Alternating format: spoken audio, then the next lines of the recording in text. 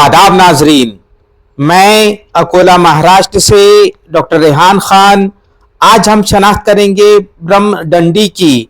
ये पौधा किस किस्म के माहौल में होता है और दूर से किस किस्म से नजर आता है, ये बारीकी से देखने की कोशिश कीजिए। चूंकि इसकी बहुत सारी किस्में हिंदुस्तान भर में और पूरे बर्रे सगीर में पाई जाती हैं। तो फिलहाल आप ये देखिए, इसका लातीनी नाम ट्राइकोलिपिस रेडिकांस है, जिसका तायुन इसके फूलों की बुनियाद पर किया जाता है। इसके पत्तों को भी बारीकी से देखिए, लेकिन सबसे अहम शय जो है इसके फूल हैं, जो कि इसकी किस्म का तायुन करने में हमारी मदद करते हैं। तो ये देखिए किस किस्म से ये पौधा होता है। काफी अहम पौधा है ये, अगर दवान इस्तेमाल किया जाए तो। चूंकि हिंदुस्तान भर में इसकी मुख्तलिफ किस्में पाई जाती हैं, लिहाजा इसके मस्कन को भी देखिए, क्योंकि मस्कन के एतबार से भी इसके किस्में बदलती हैं। और इसका जो हवाला आपके स्क्रीन पर आ रहा है और मजीद जो मालूमात आएगी उसे भी पढ़ना। शुरुआती नशोनुमा वाली हालत में ये पौधा किस किस्म से नजर आता है, इसका भी अंदाजा लगाइए। चूंकि शुरुआती हालत में पौधों को पहचानना भी एक हुनर है, लिहाजा इस बारीकी का भी हमें अंदाजा लगाना चाहिए। तो ये देखिए किस किस्म से ये पौधा शुरुआती हालत में होता है, और जब नशोनुमा पा जाता है तो किस किस्म से नजर आता है वो भी मैं आपको बता ही चुका हूं। इसके अफाल व खवास जो आपके स्क्रीन पर लिख के आ रहे हैं उन्हें भी पढ़िए और इस पौधे की जसामत का भी अंदाजा लगाइए।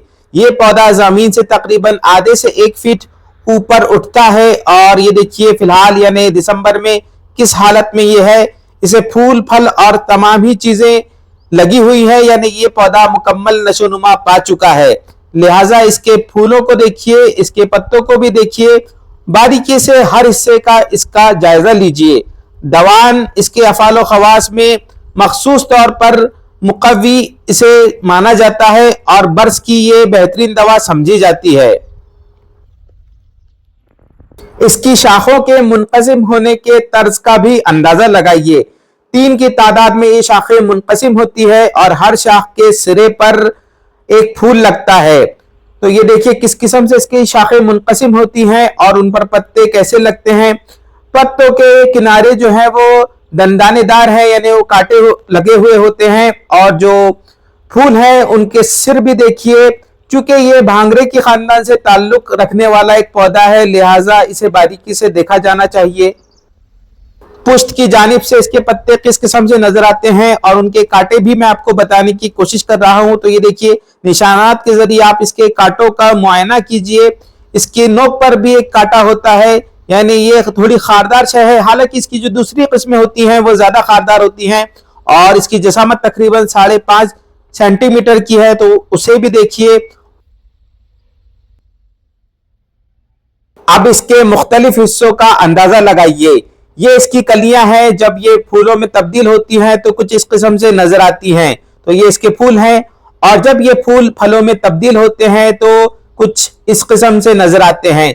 चूंकि ये सूरजमुखी के खानदान से या भांगरे के खानदान से ताल्लुक रखने वाला एक पौधा है, लिहाजा सूरजमुखी के बीज जैसे लगते हैं उसी किस्म से फलों में इसके बीज भी लगते हैं।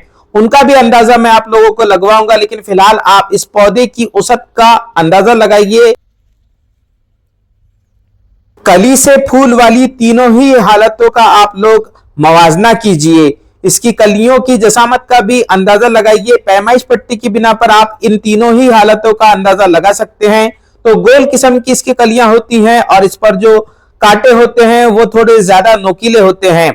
हर किस्म के जो कांटे हैं, यानी ब्रह्मडंडी की जो मुख्तलिफ किस्में हैं उनके कांटे जो है वो मुख्तलिफ किस्म के होते हैं, और सूखने पर ये कांटे किस किस्म से ज्यादा नोकीले और सख्त हो जाते हैं उसका भी अंदाजा लगाइए। रेडिकांस के फूलों का बारीकी से मुआयना कीजिए और दूसरी किस्म से मवाजना भी कीजिए।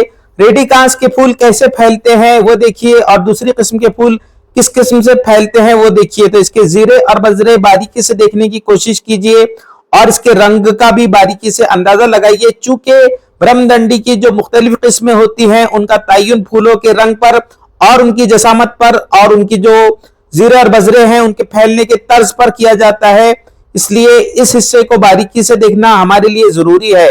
और इसकी जो जसामत है उसका भी अंदाजा आप पैमाइश पट्टी की बिना पर लगा सकते हैं।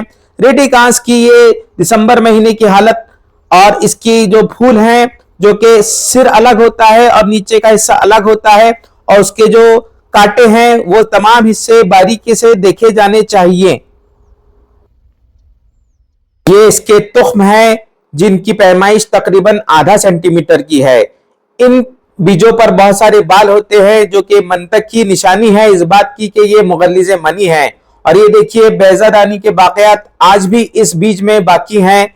और ये देखिए बाजू में इसका फल जिसके अंदर बहुत सारे बीज हैं जैसा कि आप देख सकते हैं। और इनकी पैमाइश का अंदाजा आप पैमाइश पट्टी की बिना पर बासानी लगा सकते हैं। और ये देखिए किस किस्म से ये बीज जो है वो हवा की बिना पर फैलते हैं। इसकी जड़ का जायजा लीजिए। सबसे अहम जो इसका हिस्सा है वो इसकी जड़ है, चूंकि इसी जड़ का इस्तेमाल दवान किया जाता है। बिलखुसूस इसका जो इस्तेमाल है वो मुकव्वी के तौर पर किया जाता है। और ये देखिए पैमाइश पट्टी की बिना पर आप इस जड़ का भी अंदाजा लगा सकते हैं। जमीन में तकरीबन 1 फीट अंदर ये जाती है और इसका तराशा लेने पर किस किस्म से ये जड़ नजर आती है ये भी देखिए। इस जड़ की जो पैमाइश है वो तकरीबन 1 सेंटीमीटर की है।